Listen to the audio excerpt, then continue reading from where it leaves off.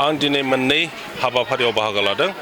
मोनसेया जाहैबाय टुक्राझारनि मिसननि सेरावहाय जे बेरेन्सि दै दङ, बे बेरेन्सि दैनि सायाव दालां बानायनो थाखाय अन्थाइ खुन्थिया खाम्फा गायसनदों।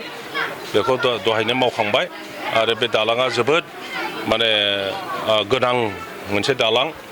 गोलाव सम जों बानायबोनो हायाखैमोन, दा सेंसन जाबाय, दा मोजां जासिगोन। रायजो राजाफोरनो आङो कंग्रेसुलेसन होबाय।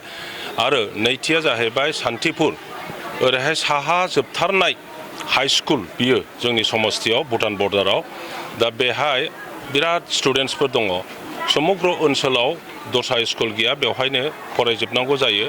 दा बे स्कुलखौ हायार सेकेन्डारियाव आपग्रेड खालामनाय जासिगोन। बेनिखायनो बेखौ लोब्बा लानानै दा गंसे मोजां न' G+1 माने दुइथाला होननानै बुङो बर'आव बुङोब्ला, बे दुइथाला न' लुनायनि दिनै फाउन्डेसन खालामनाय जादों। टटेल 3,75 लाखनि बेवहाय खामानि जागोन। दा रायजो राजाफोरनि थाखाय बे मोजां जासिगोन, जोंनि फिसाफोरनि थाखाय फरायनायनि थाखाय मोजां जागोन।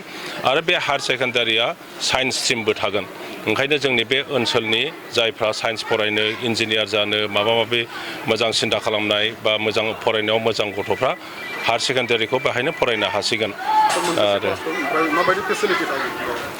बेवहाय गंसे स्कुल हिसाबै, हायार सेकेन्डारि हिसाबै आर्ट्स नि थाखाय जि नांगौ बे थागोन। बेनिफ्राय साइन्स स्ट्रिमनि थाखायबो बाहाय थागोन, लेबरेटरि थागोन आरो क्लासरुमफोर थाजोबगोन।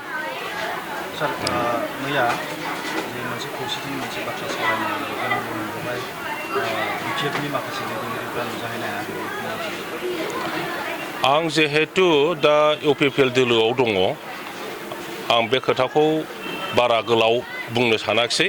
खारन बर'नि सरलथा गुबुन गुबुन माहारियारि संगठनफ्रानो बेखौ खालामबाय थादों। बेनि इनिसियेटिभखौ बिथांमोनहा लादों। बिथांमोनहानो दुलाराय बर' फरायसा आफाद, बर' साहित्य सभा, आबो बायदि बायदि संगठनफ्रा बेखौ मिन्थिसिगोन।